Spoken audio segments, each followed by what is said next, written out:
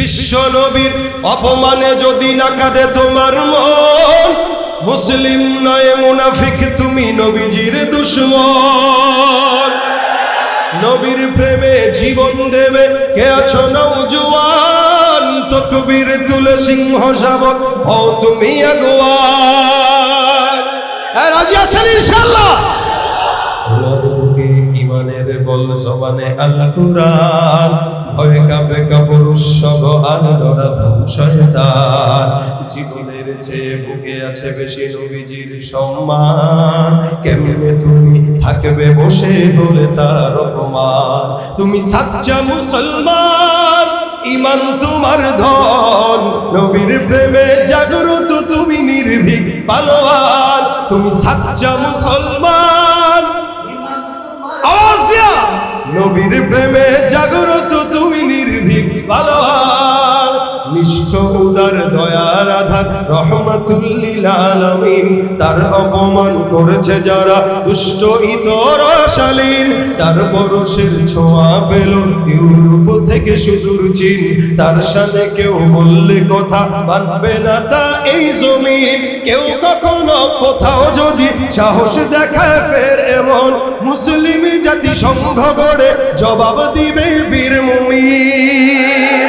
ঘেরাও করো ওদের গদি, ভুলের ক্ষমা না চায় যদি, জোরে হাঁকো আজান, জোরে হাঁকো আজান।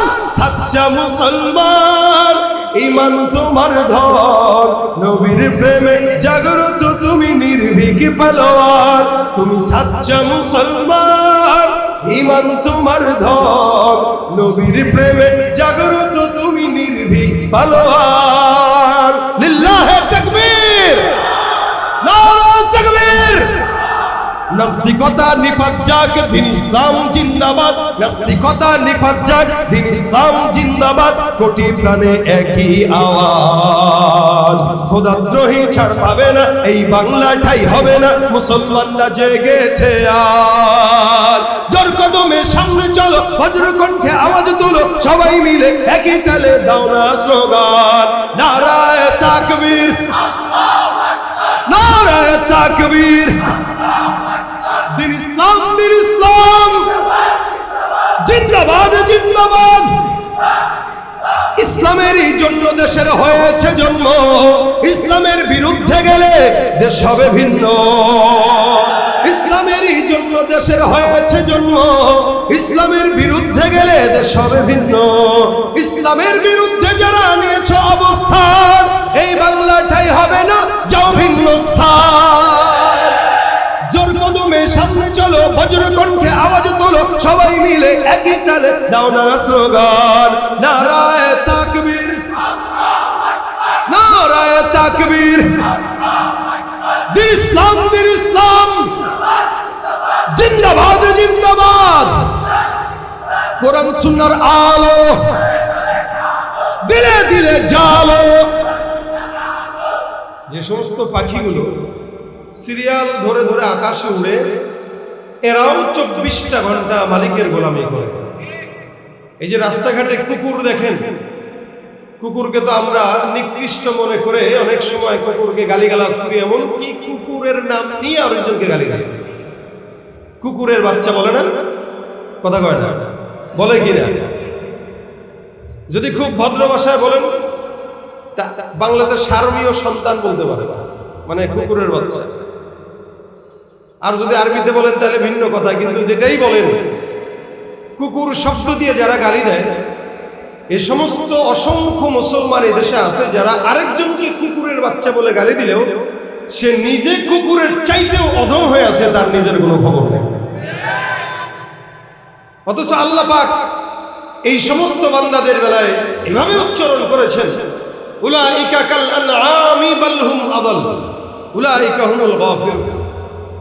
আল্লাহ বলে এরা সব হলো কুকুরের মতো, শুয়োরের মতো, না বরং তার চাইতেও নিকৃষ্ট। কারা? যারা মুসলমান দাবি করার পরেও নিজের ইসলাম, নিজের ঈমান ভিতরে এক বিন্দু রাখতে পারে না।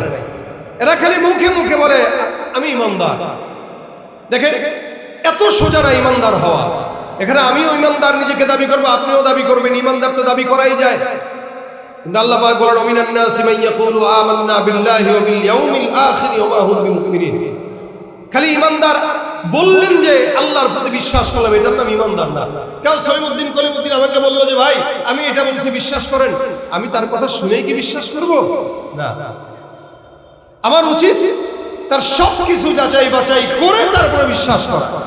আল্লাহ পাক কোরআনে ফাতিহা থেকে নিয়ে নাস পর্যন্ত কি কি বলেছেন এগুলো পরিপূর্ণ জেনে বুঝে তারপরে ঈমান আনা, এটা হলো একজন ঈমানদারের কাজ। কিন্তু ঈমানদার বলে আমি ঈমানদার হয়ে গেলাম, এরা যখন সুদের হারামের কথা বলে, ঘুষের হারামের কথা বলে, তখন কয় না ভাই সব কিছু মানলে এটা তো মানতে পারবো না, এটা তো খাবোই। তার মানে বোঝা গেল ও আল্লাহ পাকের একটা জিনিস মানে আরেকটা জিনিস মানে না। তো যেই ব্যক্তি একটা মানে আর 10টা মানে না, ও যদি নিজেকে ঈমানদার দাবি করে ও ঈমানদার না, ও মুনাফিক, বেঈমান, ভণ্ড, এ সমাজের সবচেয়ে বড় বাটপার সে।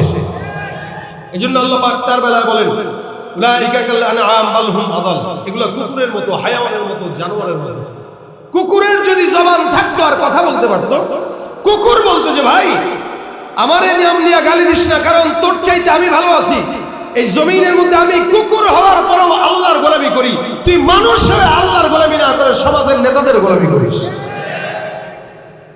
এটা কুকুর বলতো যদি কুকুর জবান খুলতে পারতো, কিন্তু কুকুর বলতে পারে না। কুকুর আফসোস করে, আহারে আমারে নিয়ে গালি দেয়। এই জন্য আল্লাহ বলেন উলাইকা কাল আনআম বাল হুম আদাল, সব কুকুরের মতো, সুরের মতো। কিভাবে?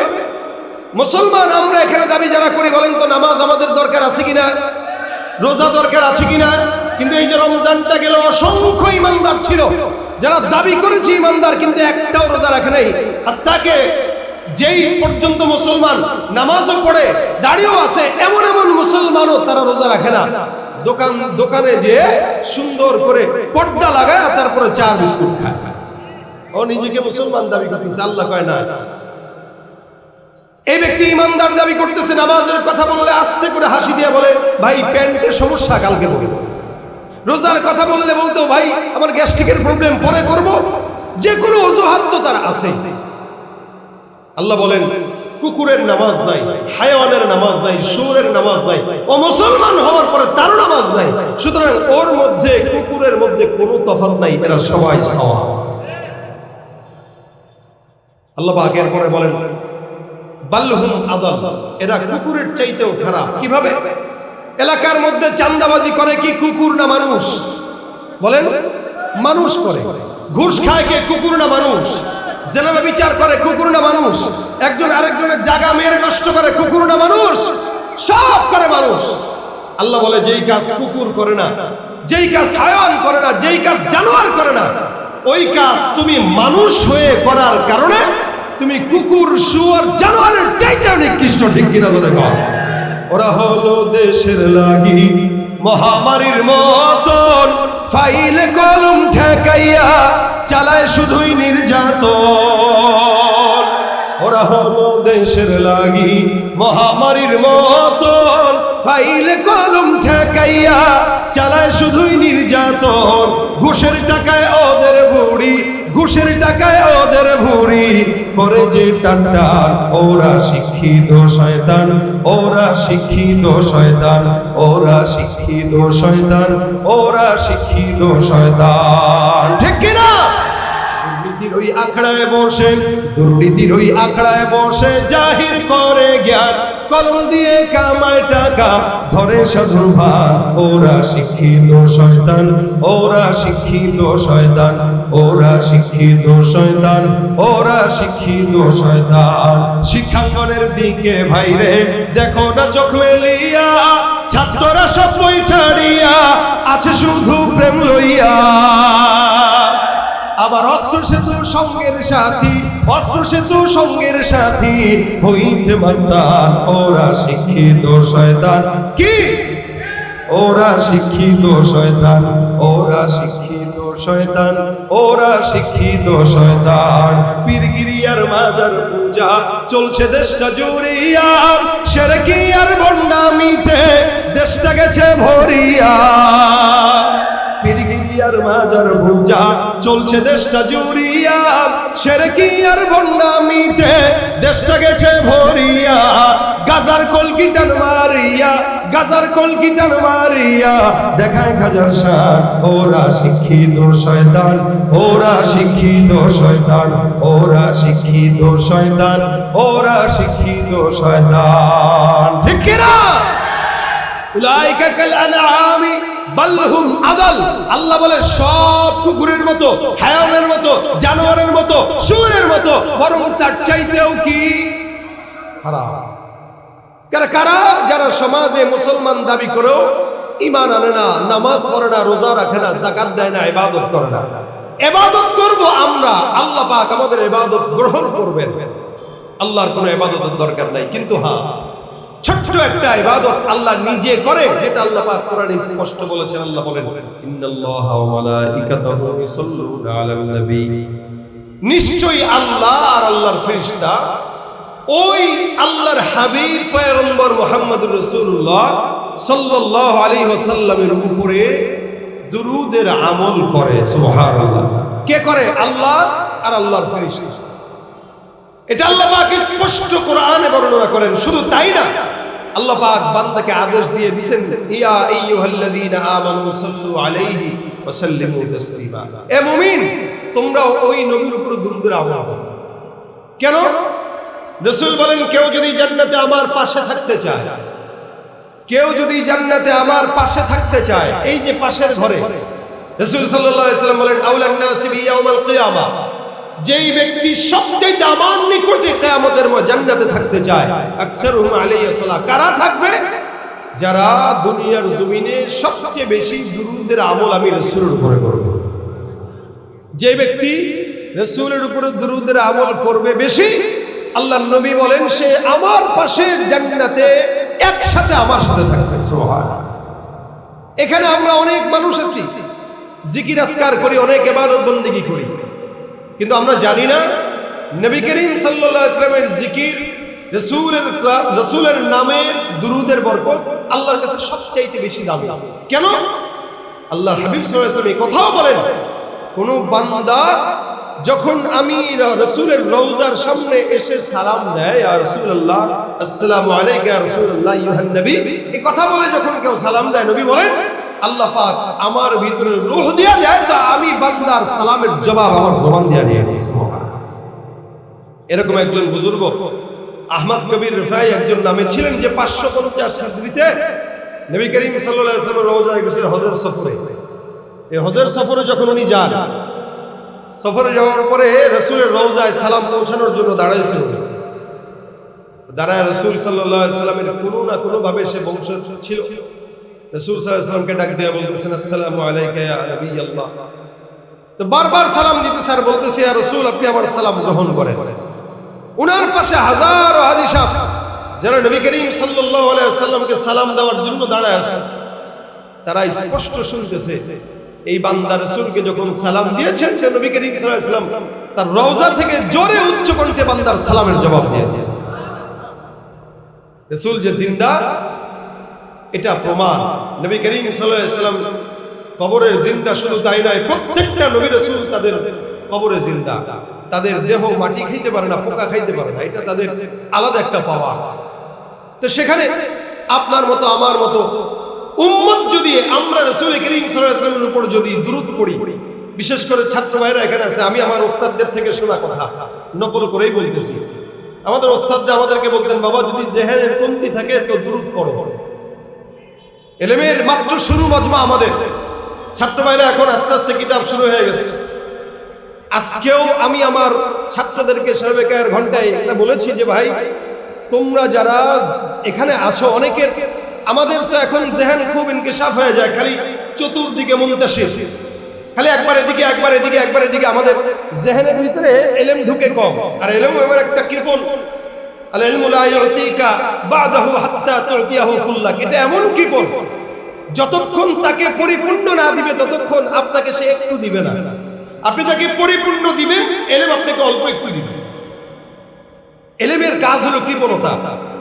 তা আমাদের ওস্তাদরা বলতেন, যেহেতু ইলমের কাজ কৃপণতা, ইলম পরিপূর্ণ দেয় না, এজন্য দুরূদ শরীফের আমল বেশি বেশি করবা তো আল্লাহ পাক রব্বুল আলামিন দুরূদের বরকতে তোমার ইলমের ভিতরে রুহানিয়াত দিবে এবং জেহেনের ভিতরে বরকত দান করবে। যত ছাত্র ভাইরা এখানে আছি, পাশাপাশি অন্য যারাও আছেন, আপনারা হাতের কাজ আছে, পায়ের কাজ আছে, জবানের কাজ থাকে না, জবানের একটা কাজ উঠায় রাখবো, দুরূদ শরীফ। লম্বা দুরূদ পড়তে যদি কষ্ট হয়, ছোট্ট দুরূদ সাল্লাল্লাহু আলাইহি ওয়াসাল্লাম, সাল্লাল্লাহু আলাইহি ওয়াসাল্লাম।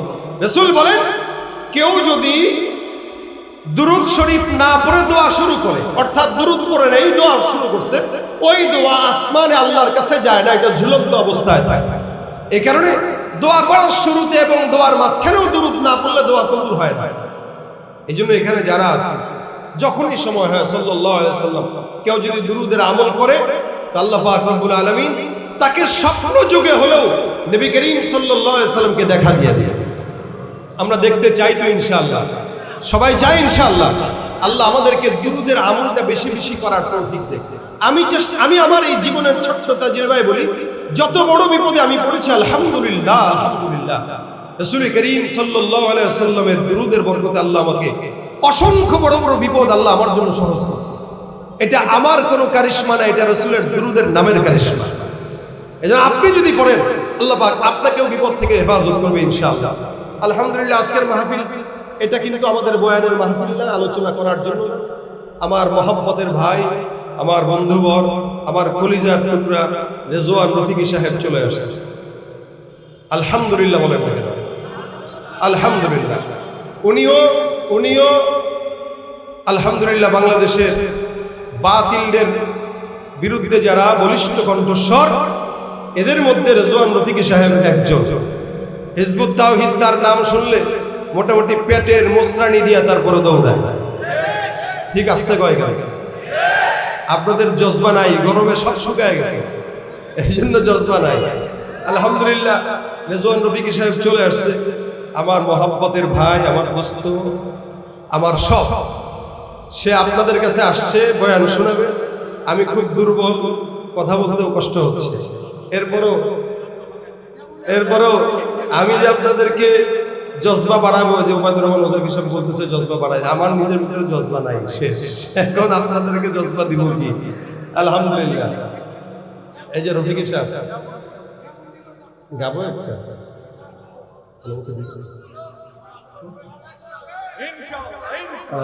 কি গাবো বলেন? গলায় ওজন নাই, শরীরে ওজন নাই, এরপরে যেটা গাইতে বলতেছে এটা গাইতে জোর লাগে। আমি এই দেওবন্দ কা ইসলাম কা পারচাম, এটা আমি গিয়েছি, ইউটিউবে আছে, সার্চ দিলেই পাবেন। আলহামদুলিল্লাহ, কিন্তু এটা শুনাইতে পারতেছি না। সবাই মিলে আমরা বিশ্ব নবীর অপমানে যদি না কাঁদে তোমার মন, এটা গাবো ইনশাআল্লাহ। আপনারা আমার সাথে গাবেন? আমি একটু দুর্বল বেশি হয়ে গেছি, গরম সহ্য হয় না, সবারই কারোই সহ্য হয় না, এরপরও বিশাল গরম। যাক আলহামদুলিল্লাহ, আসছি যেহেতু সবাই মিলে আওয়াজ দিয়ে আমার সাথে এক আওয়াজে বলবেন। আমাকে হুজাইফ সাহেব বারবার খোঁজ খবর নিয়ে আজকের এই প্রোগ্রাম প্রত্যেকটা, আমি তো বারবার সে আমাকে মেসেজ দিচ্ছিল, আমি কল্পনা করতেছিলাম যে একটা লোক এতগুলা বক্তা দিচ্ছে, সবার সাথে কিন্তু সে যোগাযোগ করতেছে, কেমনে সম্ভব? আলহামদুলিল্লাহ, আল্লাহুম্মা জিদ ফাজিদ, আল্লাহ তাকে আরো বরকত দান করুন।